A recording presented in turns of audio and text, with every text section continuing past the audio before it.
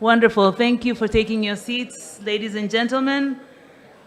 On behalf of Tanzania Health Promotion Support, THPS, I'd like to welcome you to our panel on integrating care for non-communicable diseases in HIV prevention, care, and treatment. We're very happy to host you this afternoon. On behalf of THPS leadership, I'd like to welcome you all. Our executive director, Dr. Edem Tambatia, had a family emergency, so she was not able to join us this afternoon, but she sends her regards. So as you can see, our panel was to include her, but in her place will be another colleague, Dr. Ola Farid, who will present on that topic. Also in place of, for TAMISEMI, we have Dr. James Kengia in place of Dr. Chaote. So without further ado, allow me to introduce our first speaker. Dr. Mary Maige is a Principal Research Officer and Director of Research, Information, and Regulatory Affairs at the National Institute for Medical Research, NIMRI. She has previously served as the Center Manager for NIMRI Muhimbili. She graduated with a bachelor's degree in Medicine and Surgery from Makerere University in Kampala, Masters of Public Health from MUHAS in Dar es Salaam, and a PhD in Clinical Epidemiology from Newcastle University in the UK. Dr. Mary has also participated in various long-term trainings at various institutions, including the University of Dar es Salaam, Finnish National Institute for Health, Cambridge University, Morehouse College, and Uongozi Institute. Dr. Mary has experience in research, clinical practice, consultancy, focusing on NCDs and the interaction between NCDs and infectious diseases, particularly HIV. Dr. Mary has led various research activities, including the National Survey of NCDs risk factors, Human Heredity for Health in Africa, which is a diabetes project, the Tanzania NCDI and PEN Plus project, among others. Dr. Mary has led and participated in drafting a number of policy documents in the country, including the National NCD Strategic Plans, the National Multisectoral Nutrition Action Plan, the National Health Sector Strategic Plan. She is currently the co-chair of the Tanzania Medical Association of Tanzania National Council and board member of the Tanzania Human Genetics Organization and co-chair of the Tanzania Young Academy for Science. Mary also serves as a visiting lecturer for higher learning institutions and supervises a number of students for masters and PhDs. Dr. Maige has published several peer-reviewed publications, and this afternoon she will talk to us regarding the historical perspectives, current situation, and recommendations on primordial and primary prevention of NCDs among people living with HIV in Tanzania. Please join me in warmly welcoming Dr. Mary Maige.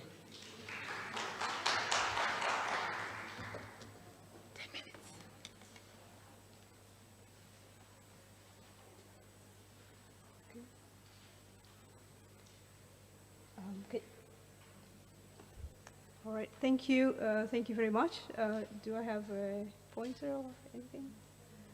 Okay, I think in the interest of time, I've been thoroughly introduced, so can we please go to the, my next slide? So I'm going to talk about the burden of NCD and prevention strategy in general that also applies to in the HIV population. And throughout my presentation, I'm going to give a background of where we are, what is the current burden of NCDs in Tanzania, and highlight the comorbidities that exist between infectious and non-communicable diseases, and what we need to do to expand prevention of, as you said, primordial and primary prevention of NCDs. Next slide, please. This is a slide that I put just to highlight the burden of NCDs globally, and we can see that even at the global level, we are shifting from primarily infectious diseases to having comorbidities that are mostly non-communicable diseases. And so this is the global picture, but we are somehow almost seeing the same things in developing countries. Next slide, please. So this is a slide that I borrowed from the Tanzania NCD strategy, and it highlights the picture that we saw from the first slide at the global level, and it's the same thing that is actually happening also in Tanzania. And we can see that although we still have infectious diseases like HIV, diarrhea diseases, and the like, but we're seeing a shift in the epidemiology of diseases, and we're going more towards, we have diseases that are secondary to infections that are going down, but then we're seeing NCDs actually going up, and I think that is expected with the good work that is being done in HIV programming and maternal and child health. So we should expect also the change in epidemiology, and we have to be aware and make sure that our system is also changing according to the change in epidemiology. Next slide, please. So this is just another slide showing an increase, and this is specifically for cardiovascular diseases, and we can see in developed countries, they have managed to plateau, and now the burden is slightly decreasing, but for developing countries, this is the opposite. These diseases are increasing. Next slide, please. So I particularly like this slide. This is some of the work that we've done. This is part of a report that we did to summarize the burden of NCDs, and it was published in 2020.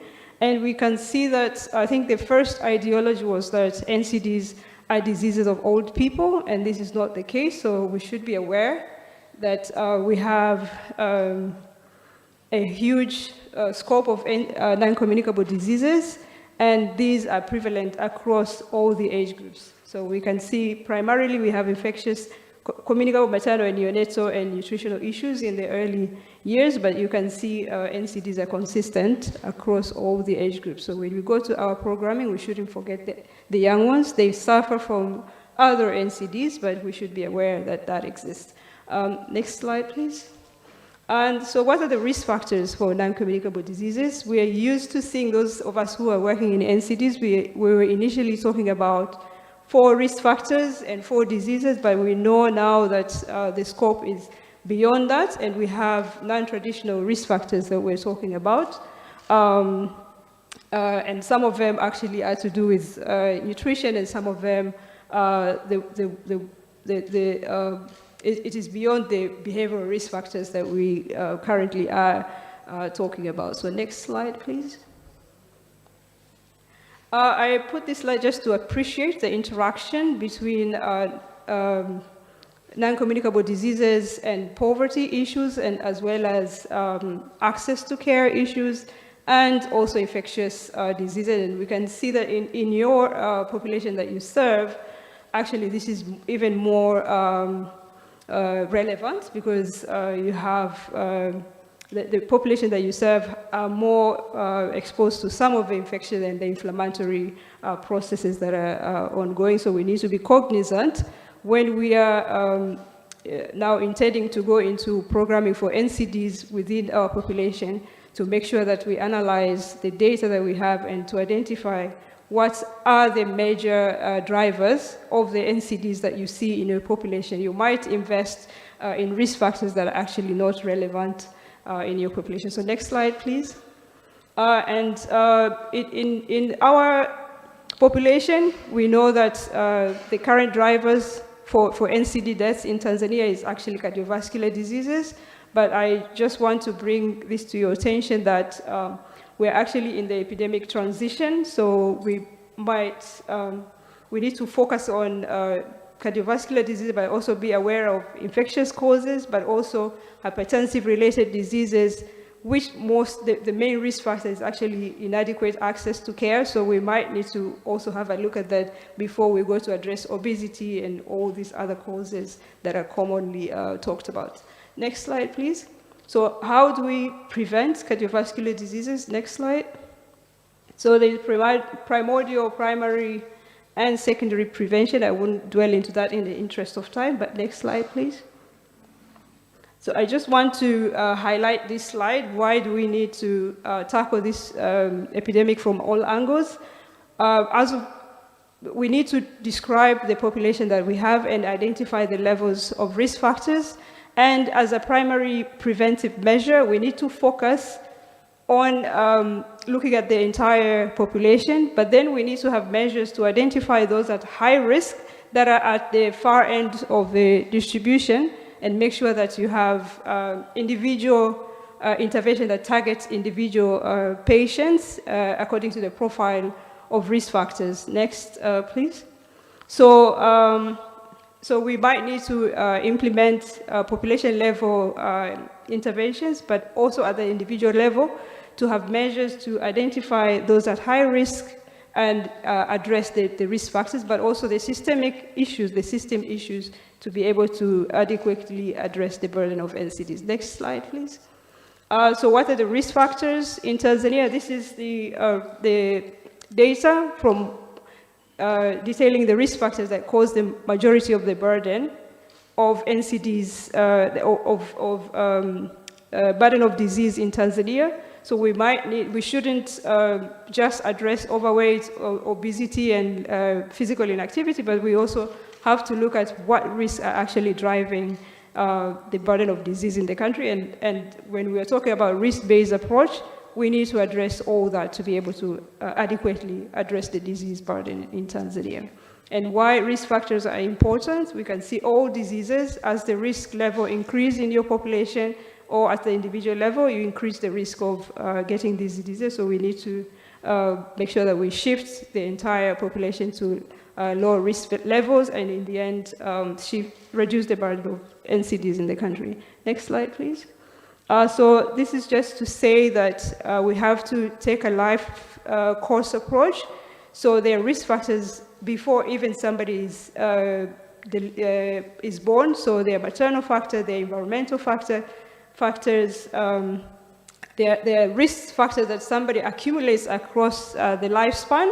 So we shouldn't only address NCDs in adults, but also from childhood, addressing nutritional issues, addressing maternal health, and addressing nutritional issues among before conception and all that, and also addressing the food system and the entire environment, because all that affect the risk of NCDs. Next slide, please. So maybe I don't have time to dwell into that, but this is one of the resources, because as I said, majority of the risk, the cause of mortality and morbidity is actually cardiovascular diseases, and this is one good resource that details how the screening can be done, and we might discuss that further in detail. Next slide, please.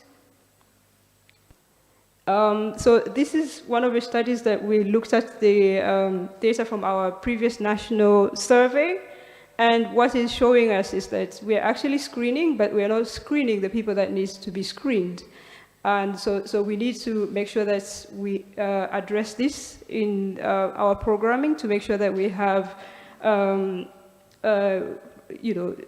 good way to identify those at risk, and make sure that those high-risk population are addressed with the right interventions. Next slide. I would like that to be the last. Next slide, please. So this is just a scoring system. One last slide, and then I'll stop there. Next slide. Next slide. Yeah, so this is our cardiovascular risk profile for Tanzania, but I don't want to go to the next one. Also, we have identified, but then we are not treating the right people. So those that are identified high risk are not the ones that are reached by the intervention. It's talking about the same thing about screening. So I think I'll stop here. We'll have more dialogue. Unfortunately, there was confusion of the timetable, so I'll go and make a presentation in another session, but I'll be back for the Q&A. Thank you.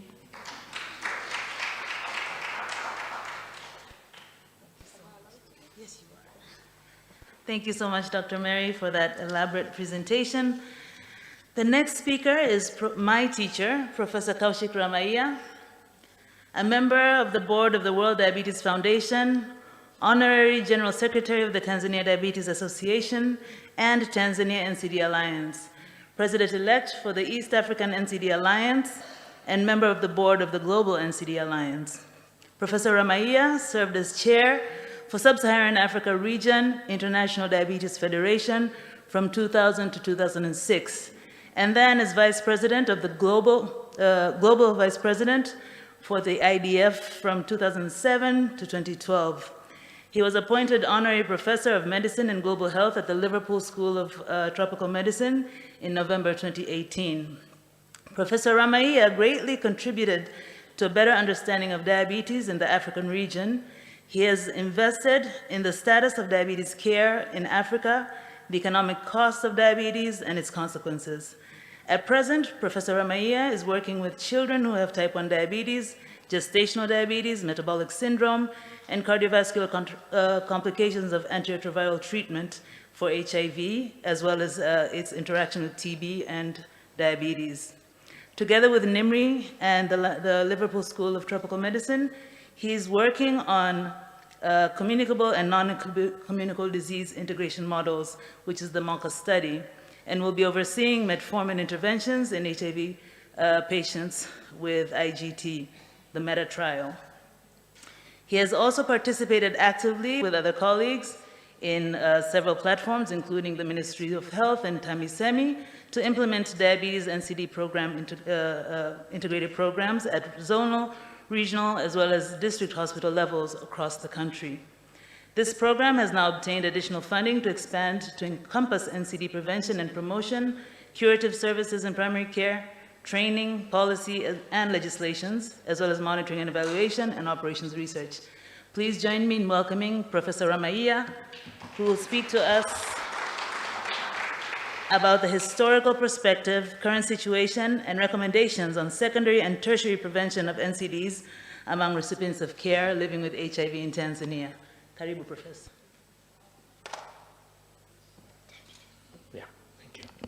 Thank you very much for that introduction. And if I can.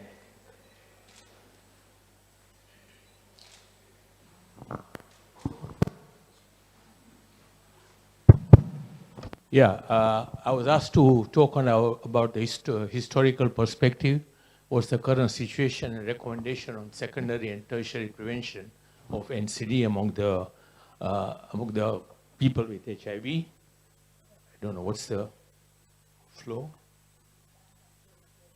Oh, next slide. Okay, next slide, please. So if you look at the background, next slide.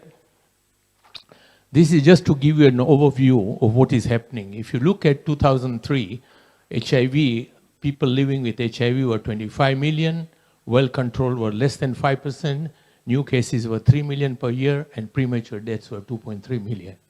If you look at 2021, HIV, people living 26 million, well-controlled more than 80%, new cases less than 1 million, premature death less than 500,000. Look at diabetes in 2021, 24 million living with it, less than 5% well controlled, 1 million new cases per year, premature deaths about 500,000. And if you look at hypertension, 100 million people living with it, less than 5% controlled, new cases 3 to 4 million per year, premature death about more than 1.5 million. And you can see what has actually happened and what is evolving now. Next slide. So if you look at THD risk factors in people infected with HIV, you have the lipids, which are due to the antiretroviral therapy. You got the age, gender, and family, which is a non-modifiable risk factor.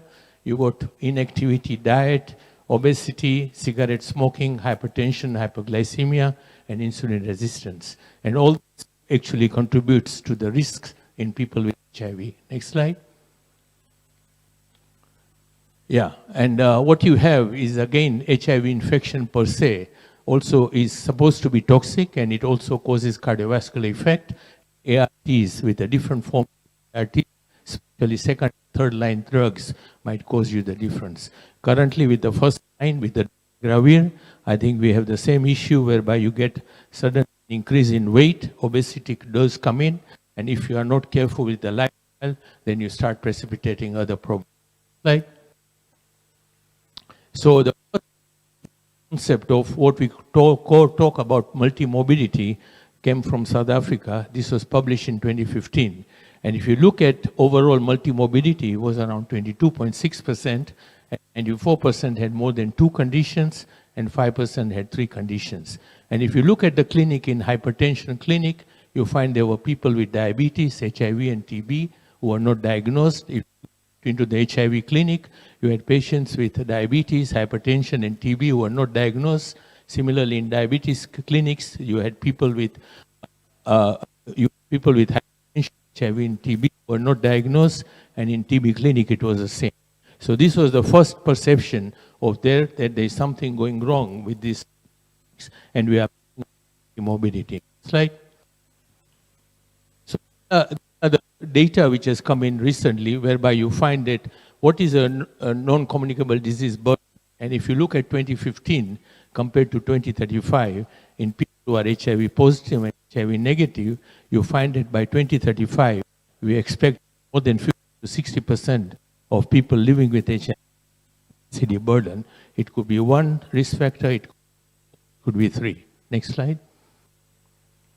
Again, if you look at overall what are the NCDs which are very common in people with HIV, you find that there is invasive cervical cancer, there is obesity, diabetes, hypertension, and different types of dyslipidemia. And now even the mental health is being picked up in these patients. Next slide. So, talk about integration. Next slide.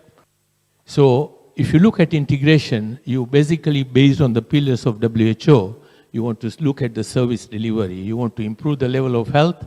You want to improve the responsiveness, adherence, compliance. You need to give social and financial risk protection, and you want to improve the overall quality of care.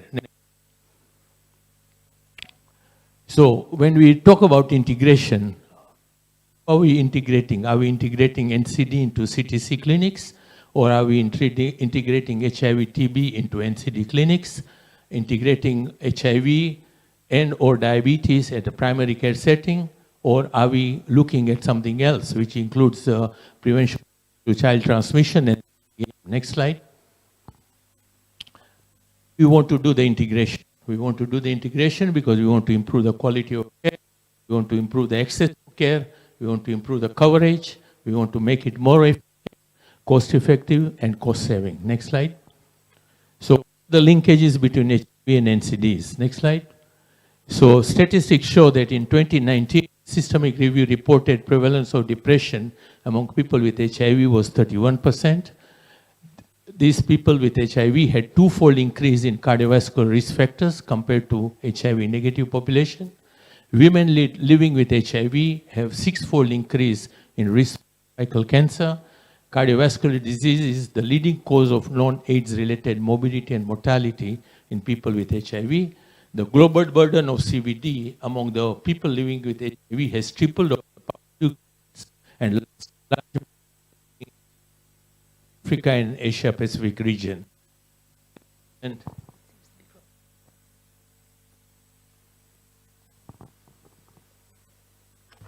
yeah, 86% of them have a premature NCD death occurring in low and middle income countries, and the prevalence of tobacco smoking is much, much higher in HIV positive population.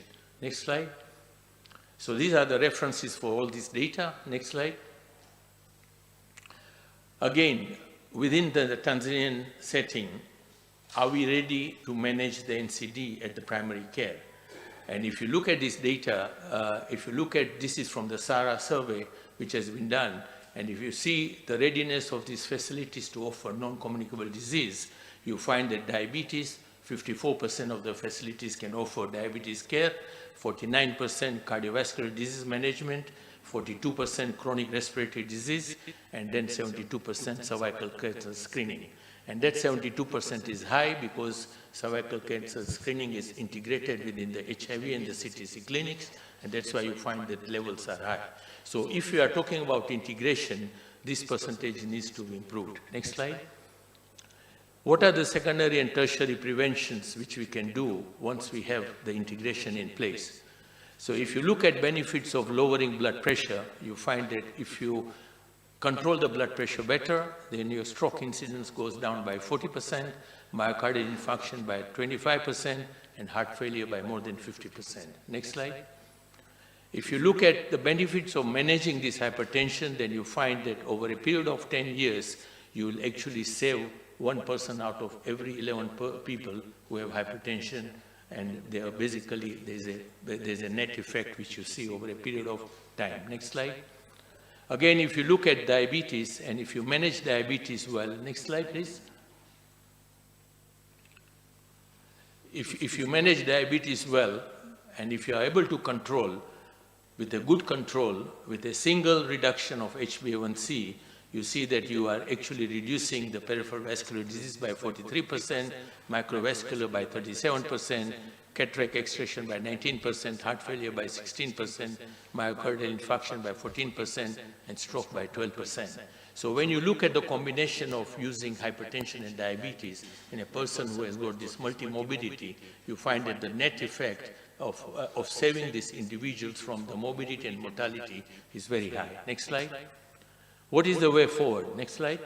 If you look at the cascade of management of HIV and NCD, you're looking at prevention, you're looking at diagnosis, you're looking at enrollment into care, you're looking at management of the disease, and then in terminal cases, you are looking at the palliative care. And if you look at both the sides, I think the only difference is the virus, otherwise the systems are the same. Next slide.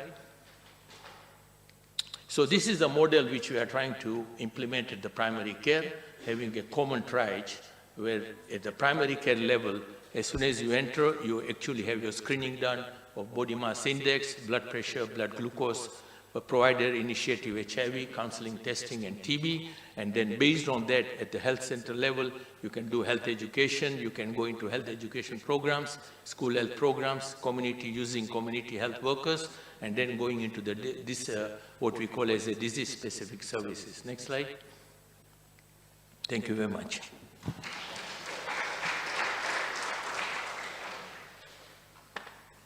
Excellent, thank you so much. Next on our list, I wasn't out of time yet, is presenting from THPS, Dr. Ola Farid Jahanpour, a medical professional with over a decade of experience in public health, research, and evaluation, serving as technical advisor for research and surveillance at Tanzania, at THPS, as she also pursues her PhD. Her expertise spans academic as well as implementing partner contexts, making her a valuable asset in advancing healthcare initiatives in Tanzania. She is also a mother of 2 boys and a passionate advocate of breastfeeding, believing that, among other things, it plays a vital role in preventing NCDs. Please join me in welcoming Dr. Ola Farid, who will talk about the burden of NCDs among recipients of care in HIV prevention and care treatments, clinics in Pwani, Shinyanga, and Kigoma. Karibu.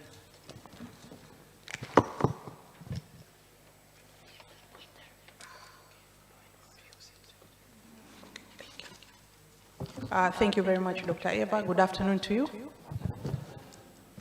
Tanzania Health Promotion Support is a local non-governmental organization that was established in 2011. Currently, we are implementing a number of projects. One of them is Afya Hatua, and I'll be presenting the learnings that we have acquired from project implementation. So, as mentioned, the topic is going to be on the burden of non-communicable diseases among recipients of care in HIV prevention care and treatment clinics in Pwani, Shinyanga, and Kigoma, where Afya Hatua has been implemented. Currently, the program has been extended. We are now in Tanga. Next slide, please. So earlier this year, THPS leadership set out to integrate NCD services at the care and treatment clinics. We had questions about available data, about the burden of NCD among the recipient of care. We also wondered how integration would actually look like, and also resources that were needed to achieve this goal. Next slide, please. So to achieve this goal, we started with assessing our strength. First and foremost, we were committed to integrate the services. We is the THPS leadership, staff, region and council, health management teams that we work with, and also site providers. were aware of NCD screening, diagnosis, and management from their professional trainings. We have established a client flow at the sites, which could easily accommodate NCD integration. Also, we had received revised CTC2 cards and database, which had included NCD items. And sites had the necessary tools that were needed for weight, height, and blood pressure measurement. Also, the sites, and after our tour, had a system to assess the essential medicine that are needed. Next slide, please. So to move towards NCD integration, we engaged with providers, and we also did site visit to understand on the potential challenges. One of the challenges that we identified was negligence. And by this, we mean that some of the providers did not prioritize height, weight, and blood pressure measurement of our recipient of care. Another was the shortage of staff at some of the facilities, and this then made it difficult for the provider to take the necessary measurements. We also noticed there was poor documentation, and by this we mean there was inconsistency between what was recorded in the CTC2 database and what was recorded in the cards. And some sites still had the old CTC2 cards, which missed the columns on blood pressure measurements. And some of the facilities that we visited, we noticed that they were faulty equipments and that required repair or replacement. Next slide, please. So to achieve NCD service integration, the approach that we used, we started to collaborate with experts in the field, some of whom are on the panel today. And next slide. We established a dedicated team to coordinate the NCD efforts. This team received the training. And also, all the THPS technical staff went through an online training on cardiovascular disease, non-communicable diseases. Next slide, please.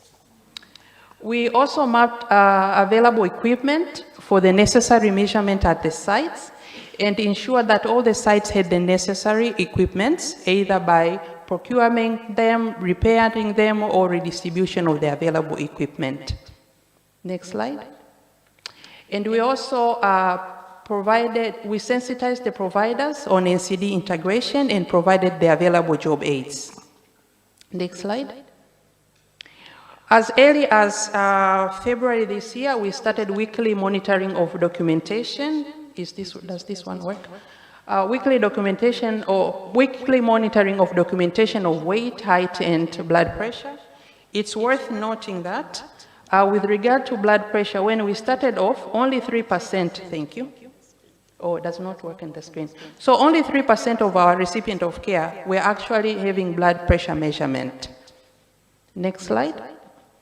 And the regional had came up with the scale-up plans to improve NCD integration, which included training of the providers, together with mentorship and supervision. Next slide. We also integrated NCD across other services, such as the voluntary medical meal, circumcision, and also in other projects that THPS is implementing, such as police and prison. Next slide. And this is our achievement. So for this analysis, we have used data from the CTC2 database, and we have included only adults age 15 and above. And if a person made more than one visit, we took the latest visit.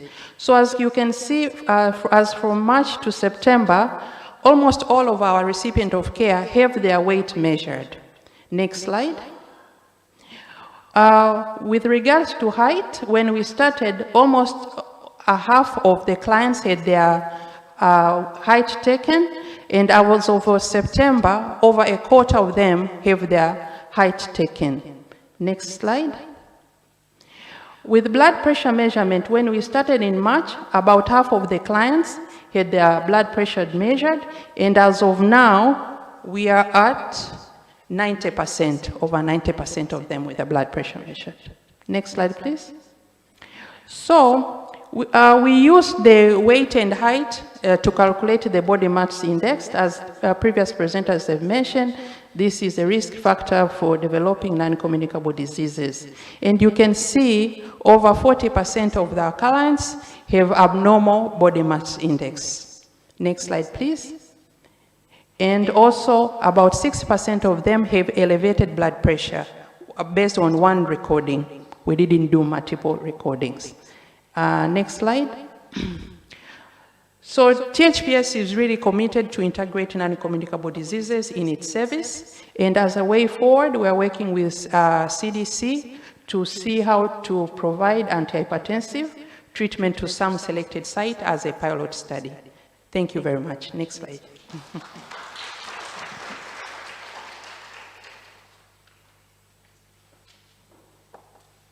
Thank you so much, Dr. Ola. Now, I have a small treat for you. Next, tuna wageni ambao watapenda kutushirikisha uzoefu wao katika kupata huduma.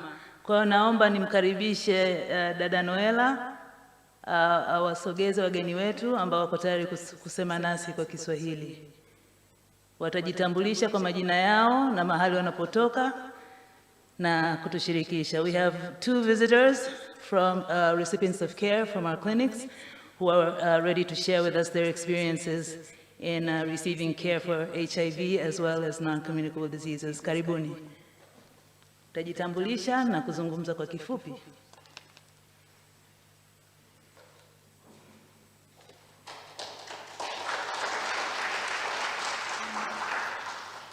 Asanteni sana. Mimi kwa jina naitwa Nuruhimu Omari kutoka Shinyanga Mwadui. Mimi niligundulika na hili tatizo mwaka 2009 mpaka kufikia hivi leo nina miaka 15. Na naendelea na huduma, natumia dawa zangu za ARV kila siku na naendelea vizuri. Kwa hiyo na washauri wenzangu, msikate tamaa unapogundulika na hili tatizo ndio ukajua hivi ni mwisho wako wa maisha. Naomba ukishapewa ushauri na madaktari utumie dawa jinsi madaktari wanavyokushauri. Ilipofika mwaka 2021 niligundulika na tatizo la pressure. Nilipogundulika madaktari wakanishauri na nikaendelea kumeza dawa mpaka sasa. Kwa hiyo kuanzia mwaka 21 mpaka leo 2023 na miaka 3 natumia dawa za pressure.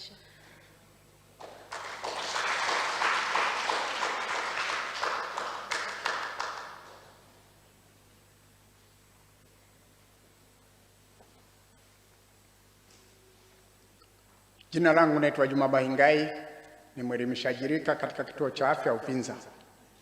Niligundulika mnamo mwaka 2000 nilipopata tatizo la maambukizi ya virusi vya ukimwi. Nilipata ushauri wa madaktari, nikaanza ufuasi mzuri wa dawa, ambapo mpaka sasa nina HbL chini ya 20.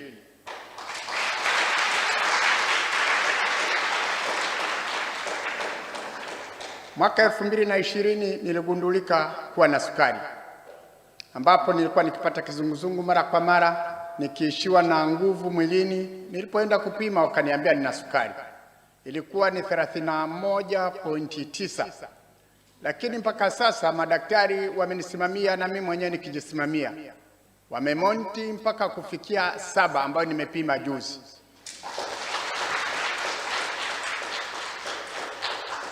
Nikiwa mwelimishaji rika, zipo changamoto ndogo ndogo ambazo zinatusibu na hasa mazingira rafiki ya kufanya counseling. Kwa hiyo niwaombe wadau wetu kuendelea kutusimamia na kutengeneza mazingira mazuri ambayo tunaweza tukafanya counseling ya mtu na akaelewa kwamba tunachokiongea ni nini. Licha ya kwamba unafanya counseling, mtu anaingia, mtu anatoka. Hata yule unayemfanyia counseling anaingiwa na hofu kwamba labda hawa wamekuja kunichunguza mimi au namna gani.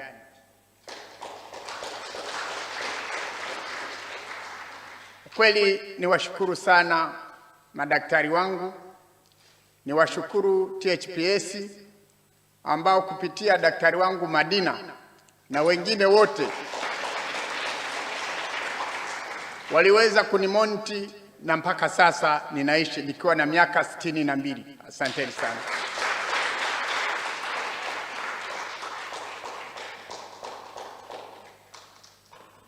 Thank you. That was just to share how real this situation is.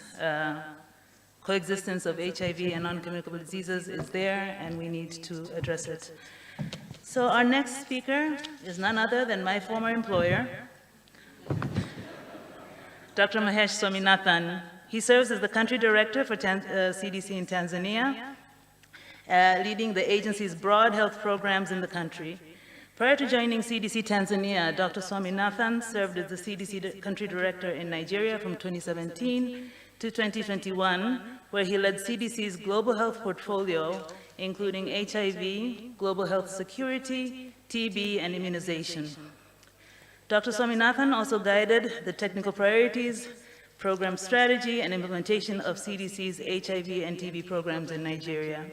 Dr. Swaminathan started his career with CDC in 2010 as an epidemic intelligence service officer with the Division of Global HIV and TB.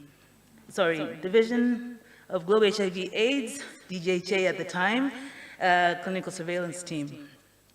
After his 2-year fellowship, Dr. Swaminathan continued with the clinical surveillance team, which is now a part of the Global Division of Global HIV and TB from 2012 to 2017. He was promoted to lead a team in 2014, where he worked to strengthen HIV case surveillance and other routine surveillance modalities for tracking the global HIV epidemic. Dr. Swaminathan's technical leadership at CDC and within PEPFAR was critical in providing guidance and models for using routine programmatic data for surveillance and measurement of programmatic impact. Dr. Swaminathan received his undergraduate degree in bioengineering from the University of Pennsylvania and his medical degree from Jefferson Medical College in Philadelphia, Pennsylvania. He completed his residency in internal medicine and fellowship in infectious diseases at Mount Sinai Hospital in New York, New York. Please join me in welcoming Dr. Mahesh Swaminathan, who will speak on strategic investments towards integrating NCD services in HIV prevention, care, and treatment. Great, thank you so much. Thank you to the organizers for inviting me to speak. And also in particular, thank you to the patients who talked a bit about their experience being able to manage both their HIV as well as hypertension. Next slide. So while the next slide is coming up, the previous speakers have talked a bit already about the burden of burden of hypertension. Actually, it's funny. When I started my career, HIV medication wasn't actually that widespread. And over time, my patients, this is true here, what I often say to them now, especially now the medications are easier to take, well, the good news is that you're not going to die from HIV. The bad news is, well, you're going to have all the other problems that the rest of us have, right? So that includes things like hypertension, diabetes. Now our patients have to smoke, have to stop, they shouldn't smoke. They have to stop smoking, right? And so really it's natural that we can see that there's been an increase in non-communicable diseases among people living with HIV. The data that you see here from the Africa study, which is a cohort that follows, actually in multiple countries around the world, that follows people living with HIV on treatment, shows that there has been a significant increase in non-communicable diseases, particularly associated with increasing age. If you take a look at the green column, which is men 50 and above, and the purple column, which is women 50 and above, you can see that both men and women living with HIV are, as they get older, are experiencing increases in non-communicable diseases. Next slide. So once again, as we, as those who work in HIV get better at our jobs, we make sure that patients have their virus suppressor taking medication. Now you have to think about, well, how do we help them live well with HIV? How do we make sure that they have both a normal lifespan, but also a healthy lifespan? Once again, we're now talking about, for people living with HIV, the same challenges that people living without HIV have to deal with as they grow older. Next slide. And so now in PEPFAR, through its country operating plan guidance in our fiscal year 23, recommended screening from non-communicable diseases as well as treatment through integrated healthcare models. and that ideally antiretrovirals should be provided in the same place and by the same providers who also provide chronic medication.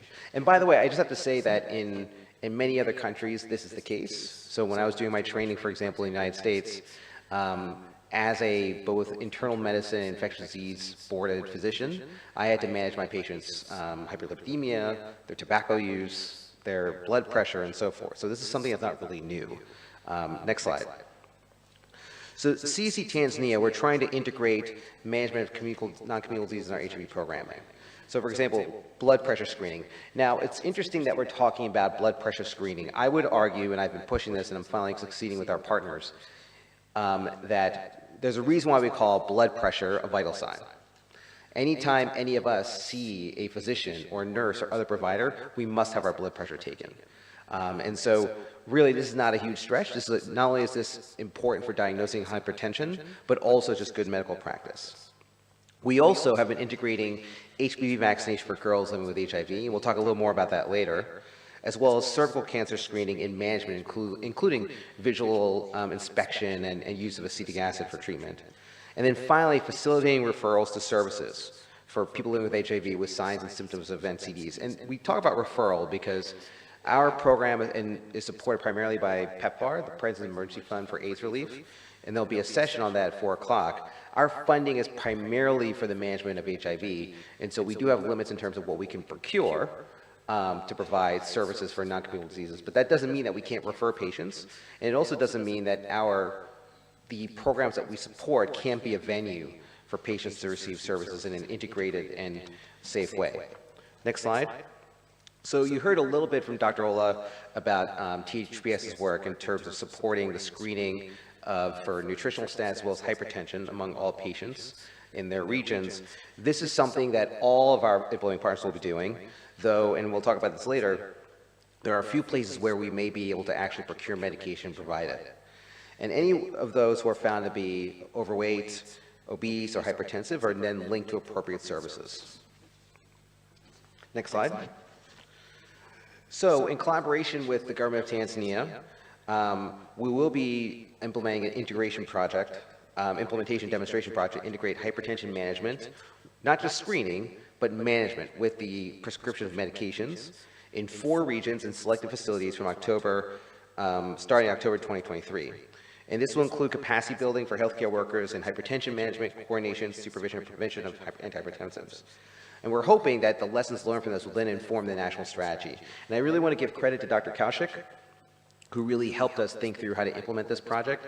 The idea here is that with 2 or 3 antihypertensives that are available in Tanzania and are relatively inexpensive, that the vast majority of patients can achieve well-controlled hypertension. And I have to say that for those of you who are interested, you can always go to the website of Resolve to Save Lives, Dr. Tom Friedland's NGO, which is supported by Bloomberg. And there you'll see that there are many other countries that have actually been able to show that this can be done. Next slide. In terms of preventing cervical cancer, we have already started to support HPV vaccination among girls living with HIV in all regions, in all the regions that we support. We started in May 2022. However, the government of Tanzania is already now taking the lead in terms of really broadening this effort. With support with Gavi, I believe that the Ministry of Health is planning on implementing more wide-scale HPV vaccination in calendar year 2024. And CDC is well poised and their partners to support that effort. What I will say is that I do think Tanzania is in a good place and has the ability to eventually eliminate cervical cancer. I say eliminate because there will be people who are older women in particular who are not eligible for vaccination who've already been infected with HPV. However, now that we're talking about really broadening vaccination, doing multi-age cohorts, we really can make a dent in this disease and really make sure that very few women are afflicted with cervical cancer moving forward. Next slide. And as I've noted earlier, we are working with the government of Tanzania through our employing partners to support the screening of cervical cancer and the treatment of precancerous lesions. This work should continue, but I'm also hoping that as we move forward with the ambitious scale of HPV vaccination, that this type of work will become less and less necessary. Next slide. So in terms of moving forward, we're going to continue to work with our Government of Tanzania colleagues as well as our implementing partners to ensure that non-communicable disease management is integrated into HIV care. And I just want to say that one of the things I think that the HIV program has really done is, yes, HIV is a communicable disease, but HIV is also a chronic disease. And in terms of the management of HIV, it's not simply enough to provide antiretrovirals, but also requires a whole system around that patient in terms of adherence counseling, in terms of encouraging behavior change, in terms of helping people live with their disease, that is not dissimilar to what has to be done when someone is diagnosed with hypertension or diabetes or hyperlipidemia.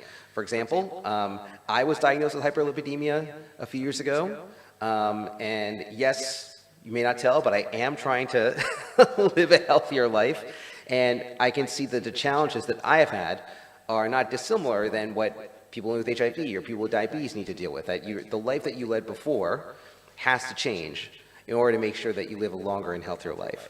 So I'll stop there, and thank you very much for the opportunity.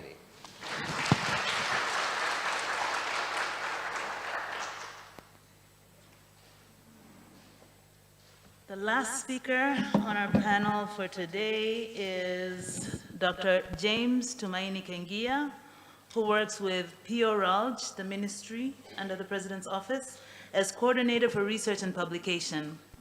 He is an experienced public health specialist with demonstrated history of working in the hospital and healthcare industry in general. Dr. Kengia is a principal dental surgeon with a postgraduate diploma in hospital management that was part of an international leadership training in hospital management that was supported by the government of Germany by then.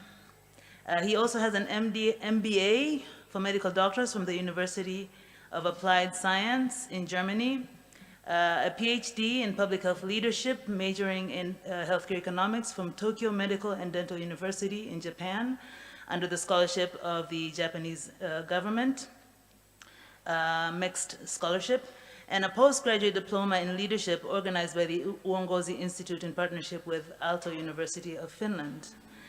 He has also worked as a member of the Regional Referral Hospital Management Team and Regional Health Management Team, and as acting regional medical officer for Mwanza region, and principal investigator and director for Mwanza HIV/AIDS Service Provision Project.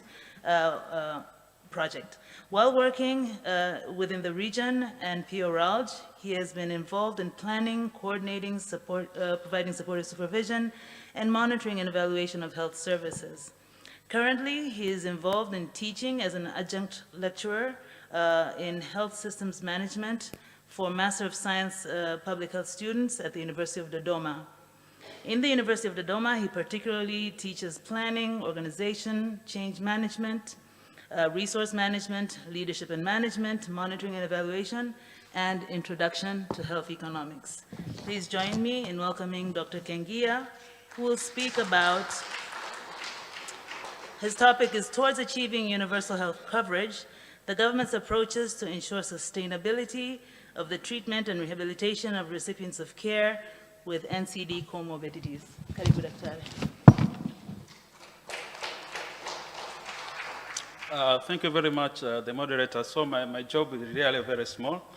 Building from the previous presentations is actually to link the issue of universal health coverage, some strategies for sustainabilities, when we are discussing now the issue of treatment and rehabilitation for people living with HIV/AIDS with NCD comorbidities. Next slide.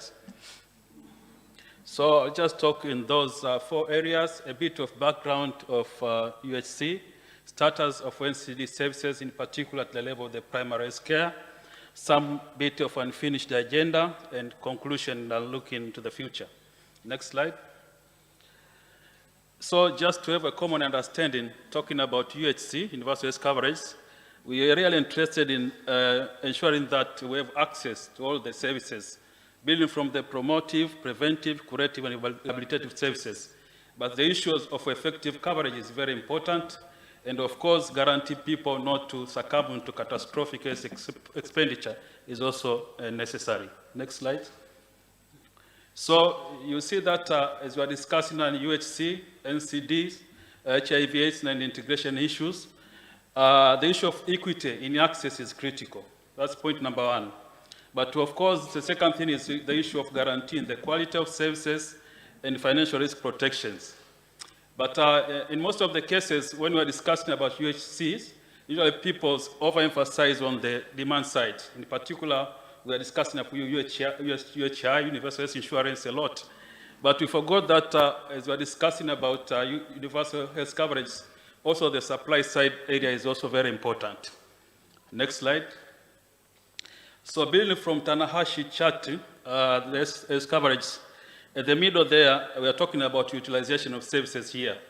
The issue of integrated care, that is important. But on the left side there, number one there, the availability of services is critical. That is number one, is important areas, including the issue of HR, qualitative and quantitative, about the availability of staff in our areas, in the facilities, the issue of health commodities and medical equipment, as highlighted in previous presentations, but also, as we are talking about equity issues, how our facilities are really located countrywide, that is critical. Then you have the accessibility and initial utilizations, then people will really consume the services towards the adequate coverage, and our interest at the end of the day is to have the quality services, the effective coverage. Next slide. So if we now reflect these models in our healthcare systems, we will realize that it is very important now as we are discussing of integrations and universal health coverage for NCD services and HIV services, the important entry point is PHC, primary health care. That is critical. And the second, why? Because this is like a quick win among the other options. There's a lot of evidence. If we can enter through PHC, we're able to have a larger impact. Next slide. So why we are talking about PHC is because really more than 95% of health facilities in Tanzania are really coming from the PHC levels. We're talking about from dispensary to the level of the district hospitals. But of course, at the base, in Tanzania's healthcare system, there's a community, which is also within the PHC, the local government authority there. Next. That's the 95%, the PHC. Next slide. So if now we look into the primary care in Tanzania, trying to explore the landscape in terms of the provision of services, you realize that out of those facilities that are operating nowadays, 793 by September, we have 278 health centers have established NCD clinics. I think just back the previous slides. Yeah, this one. So out of those facilities, 7,015 public facilities, we have a number of them which are public, around 6,000. But of course, we also realize the importance of private sectors as part and parcel of the PHC. But as a key takeaway message for the district hospital now, out of all those 173 district hospitals, all are also having the NCD services. But out of 173 district hospitals, we have 67 district hospitals that have a dedicated diabetes and hypertension clinic that is provided once every month. And also with 8 district hospitals that have started sickle cell disease clinics. So you can see a couple of kind of opportunities for the integration of services, because we already have those kind of services. The next slide. So for the health centers, the status quo to date is we are talking about 278 out of 793 health centers. They have established NCD clinics, mainly diabetes and hypertension, and we have registered around 1,287 clients that have been so far registered in these clinics. But also there's a screening for hypertension, diabetes in pregnancy that is conducted in the level of the health centers. But if you go to the dispensary level, it's a bit limited because of the availability of staff and the likes, but mainly the screening for hypertension, diabetes in pregnancy is available, but no specific NCD clinics. But testing for diabetes and hypertension is conducted at OPD, especially in urban setting facilities. Next slide. So human resources also, if we look into the landscape of human resources, in terms of now we are discussing about integration of services. The good news is, if we reflect back to Tanzania healthcare systems 10 years ago or likes, maybe we will miss the medical officers and nursing officers in the health centers. But nowadays, at least all the health centers, you will have at least one medical officer. Even the most rural area in Tanzania, we have placed some medical officers there and nursing officers. So those are some of the opportunities for integrations because of the capability in terms of the skills and likes. And in addition to that, with Tanzania Diabetic Associations, a total of 2,778 healthcare providers from 702 health centers have been trained to provide NCD services. That is our additional qualities when you are discussing about integration of services. And the other things are financial resources is important, but the good thing that is also an opportunities within our planning tools, the CCHP, Comprehensive Council Plans, and also the facility plans. We have a dedicated priority areas for non-communicable diseases. Priority area number 4, and of course, for the infectious disease, communicable disease, priority number 3. So those one, we are able now to budget some of the issues. And of course, at the level of the facilities, with the health facility plans, we are now also directing the resources, the financial resources to the level of the facilities, the research and the dispensaries. That means we also are able to plan and accommodate some of the resources for the implementation of the interventions that we are talking about. Next slide. So what are the unfinished agenda as we are discussing, also reflection with the previous presentations? I think we also need to have some kind of a common understanding and agreement building from the previous studies that came out, like Respond Africa and the like. They've shown already that integration of services is important, but also a need now to build from that one with the upcoming also implementation research kind of, that was also talked by the CDC directors, all those ones. We then have to come up with a common understanding about the model operandi when it comes into the integration of services, the how part. Of course, we'll also need to embed some implementation research to have more understanding while we're also implementing, to build a very stronger evidence, come up with the proper guidelines that is standardized countrywide for the implementation, and of course, the capacity building, and then come up with the implementations. Next slide.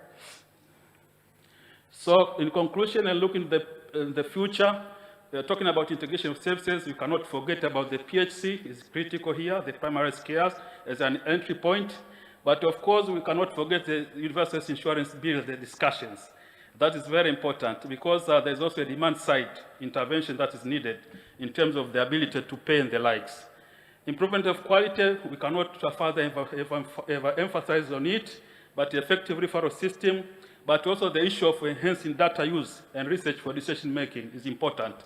But lastly, but not least, is the issue of people-centered healthcare. We are talking about integration of services. Next slide. But we also need to overemphasize on the needs of the promotive and preventive services. Because people, when they are coming to the healthcare facilities, they are ants in the communities without any kind of illness. We need to go there and close the tap so that we do not have people come in the facility with already illness. And we also emphasize also the need not only of the community, but we should not forget ourselves as healthcare workers. That is important under the concept of people-centered healthcare. Next slide. Asante sana. Thank you very much.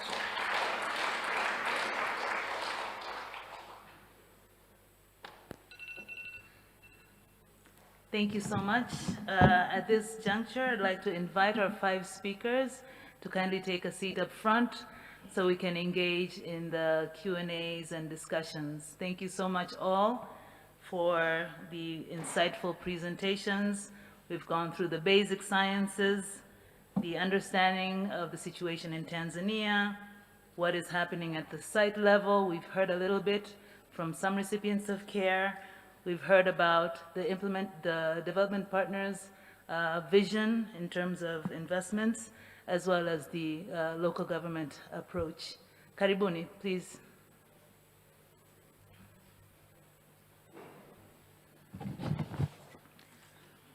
Please raise your hand if you have a question or a comment relating to this topic, so you can get a microphone sent to you. Do we have another one in the room?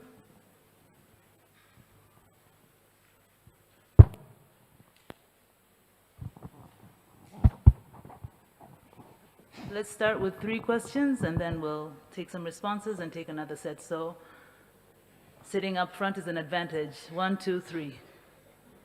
Thank you very much for very nice presentations and very nice topics. My name is Chako Halfan. I'm basically oncologist. I have one interest, and my interest is how we define primary healthcare in our settings. Because from the presentations from my colleague there, it seems even the district hospitals, the health centers, and all the primary health care. But when we compare in other parts of the world, for example, maybe UK, the primary health care is where a client is first seeking a medical care. And can be a family physician at the family level, or can be a nearest health facility that a person can go, that the primary, the lowest referral of the healthcare. But me being oncologist in the past, for example, you can find a person who is in dispensary before being diagnosed with the disease, maybe 6 times. Then you refer to health center for another 3 months, then to hospital, spend another maybe 3-4 months, then regional hospital, then Muhimbili, then to Ocean, actually spend like 3 years. My advice is we need to refine our primary health care. Otherwise, we're going to have a big problem in the future.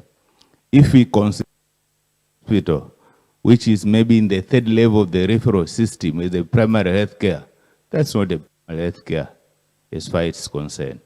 My thinking is maybe a family, those people, what we call healthcare workers, those community healthcare workers, probably in dispensaries, we can define them as primary healthcare, not health centers, not district, not regional hospital, or not even the national referral hospitals. Thank you. Patrick? Thank you very much. I'm Patrick Kinemo. I work for Pathfinder, Tanzania. I have a question, and probably picking from Dr. Chakuo here, just to really tease out and ask, what more can we do? So we know that we have a limited human resources for health, but what more can we do? What opportunities are there for things like task shifting to the community workers, to perhaps at the community level, issues of repeat prescriptions, perhaps having patient group care directions, protocols which can be used by these lower cadre of what more can we do, or what is being done now, and what more can we do? Thank you.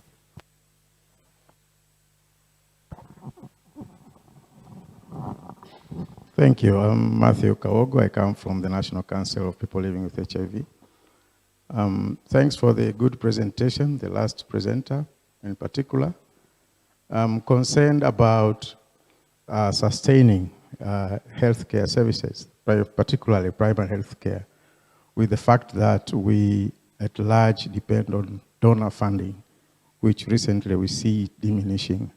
If I take statistics from the AIDS Trust Fund 2 years ago, it looks like still over 95% of the funds for HIV is coming from the donors.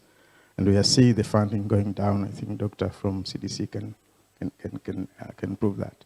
So how do we connect sustaining primary health care services with the resources diminishing and the fact that we are depending on donor funds? That's number one. And number two, if I'll be selfish, then what's the best way of engaging the communities, particularly people living with HIV, in addressing some of the non-communicable challenges which are non-medical? We know that they have a role, and what do you advise on that? Thank you. I'm made to understand we only have 1 microphone, so I'll take 2 more questions. I saw Mariana and another hand at the back. Thank you very much. I'm Mariana Balampama. I work with PACT as Deputy Regional Director for Africa. Mental health conditions have also been mentioned as an important comorbidity for people living with HIV, but I haven't heard as much in terms of what is being done and what can be done. I would love to hear from the speakers, in particularly Dr. Kaushik and Dr. Ola, from an implementation perspective. How is mental health being integrated into care for people living with HIV? Thank you.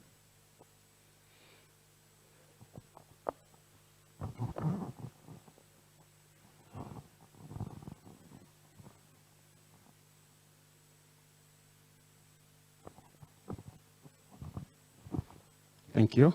My name is Dr. Caleb Joel. I work for MST as a System Strengthening Manager.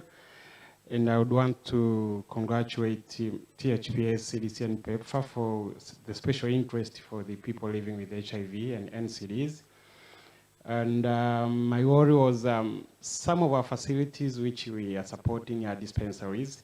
That means they are deprived of the human resources and the capacity to diagnose as well as manage the non-communicable diseases, especially diabetes and hypertension. So what are we doing to ensure that the client who is at the primary health care get the best management on top of the capacity which is available, and we are not imposing him with an extra cost on buying the medications which are now not being supported under any VETCO program.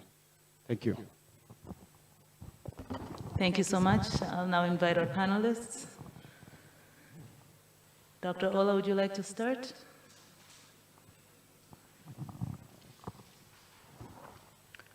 Thank you very much for the questions. I think I had two. One on mental health. Yes, we as THPS realized that mental health is important among people living with HIV. And when we started our efforts to integrate NCD services, we also considered that. So, but we decided that we'll have to start with what we felt it was easier to start with hypertension because, as Dr. Mahesh mentioned, blood pressure is one of the vitals. So we felt that there was no excuse for people not being taken blood pressure as a vital. But we realized that we need to expand the scope of the non-communicable diseases that are offered, are integrated at the CTC. So when we provided the training to the providers on NCD management, we include mental health management as part of their training. So that's one.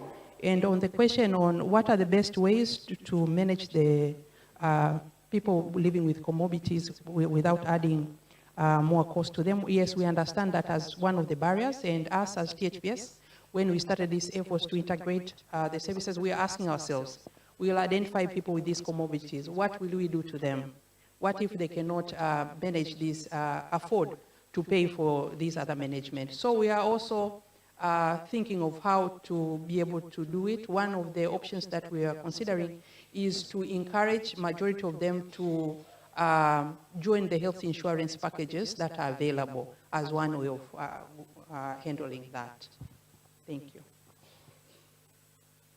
Thank you, Dr. Ola. Dr. Mahesh, did you have anything that you'd like to comment on? Yeah, thank you. I think that maybe I'll just speak to the issue of staffing and sustainability. I think that there are a few things here. I think one is Dr. Ola did mention the importance of insurance schemes.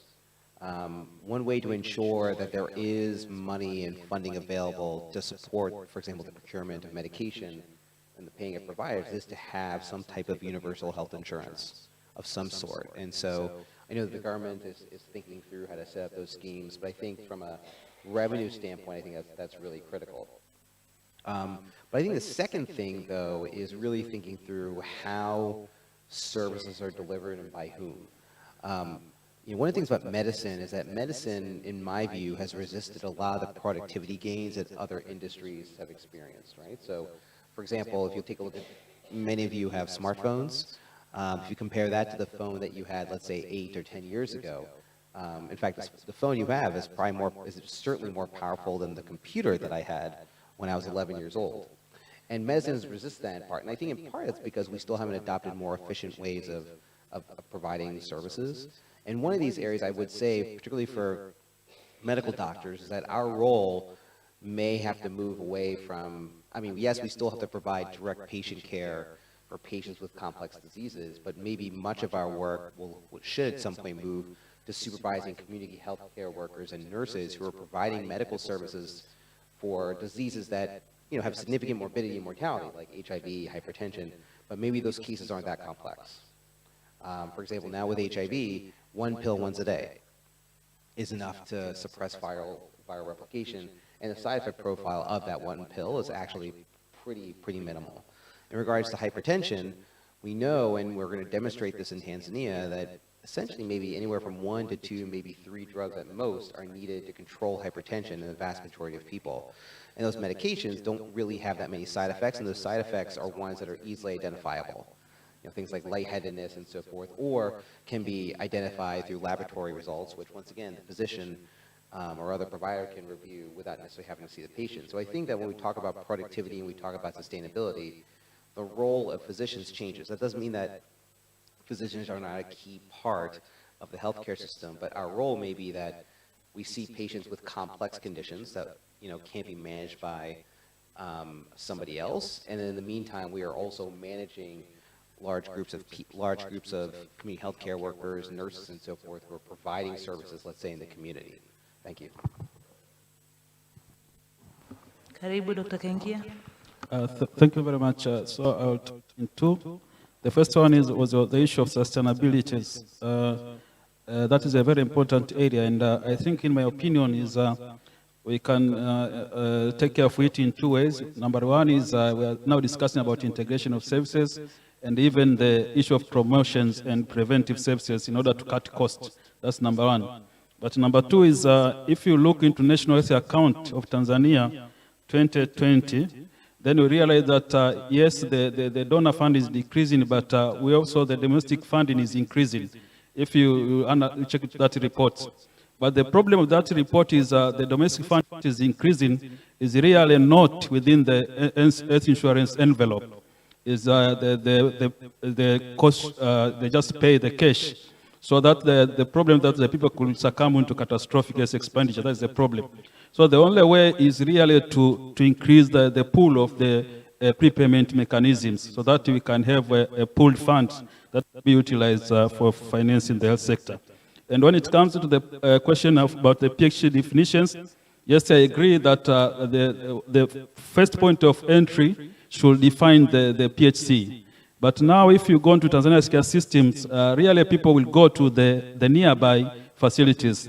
And with our current landscape, sometimes the first or the nearby facility could be centers or dispensaries or district hospitals.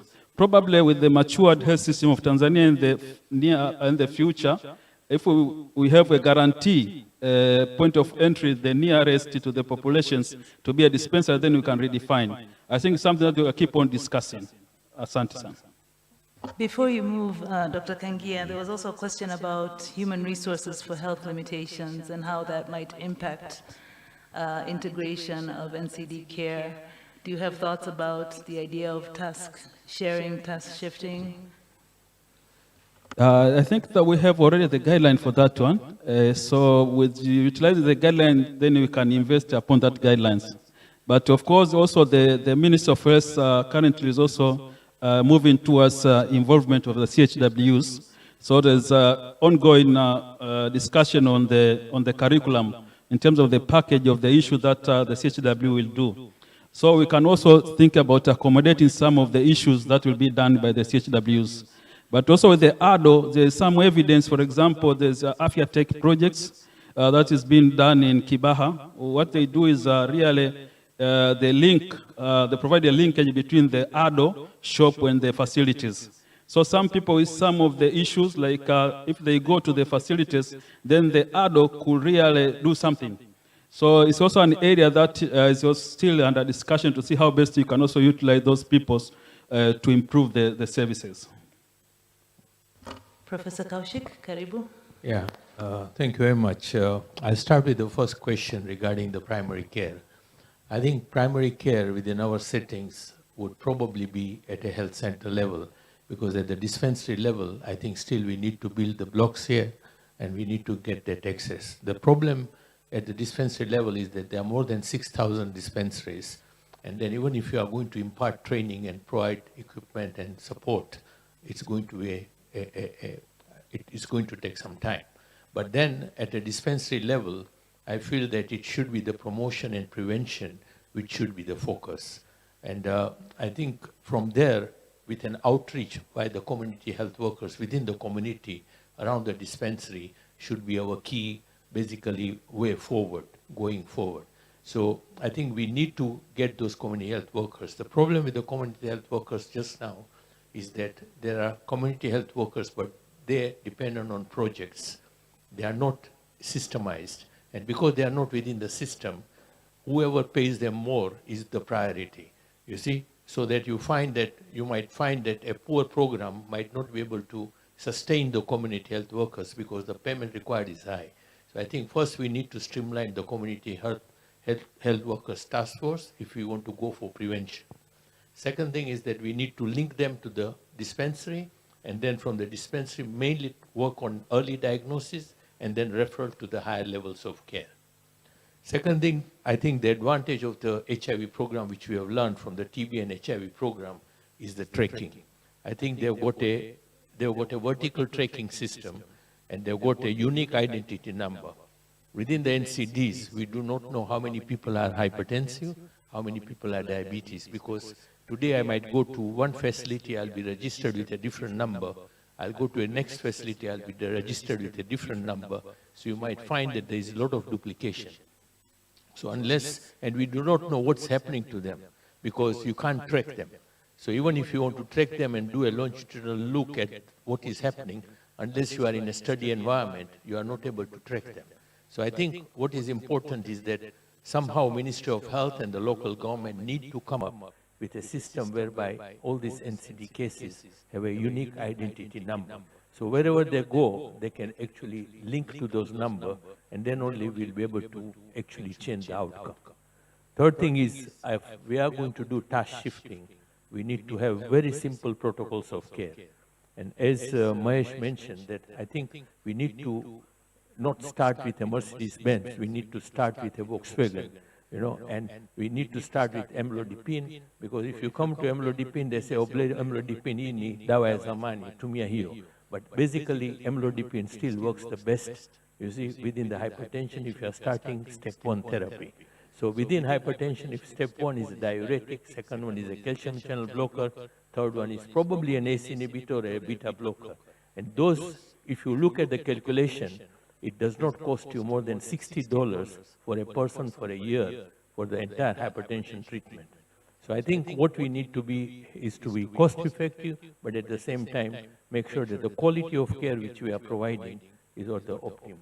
Thank you. And Dr. Mary, we have 2 minutes left. Oh, thank you. Thank you very much. I didn't have any specific question addressed to me, but I'll come back from the comment from the epidemiology point of view. The first one is really the need for data, as I think there was a session earlier that we were told how the planning and how the resources are allocated, and I think also Dr. Kengia highlighted on that a little bit what they use. So they need all this prevalence data to be able to plan for services across the health system. So I think what we need to do also in terms of integrating, we need to also integrate our data system. So within the routine national surveys that you do, you might need to also include NCD indicators, and also within the main NCD surveys to also include some indicators from all the other programs, so that we are able to link the epidemiological trends of these different diseases.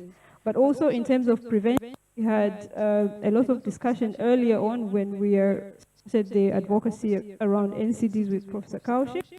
You have nice linkages in terms of multi-sectoral linkages within the HIV programming and the national coordination mechanism that we're actually very, very jealous of, when they were like, is there possible to extend that multi-sectoral coordination, so that we can also, because you need the same structure to address NCDs in the country, and we haven't been successful. I think it's because of also the funding mechanism it was a bit of a challenge. So I think that for us as a national level in terms of addressing NCDs on a larger scale, it's a platform that probably we could leverage to make sure that we address NCDs in the country.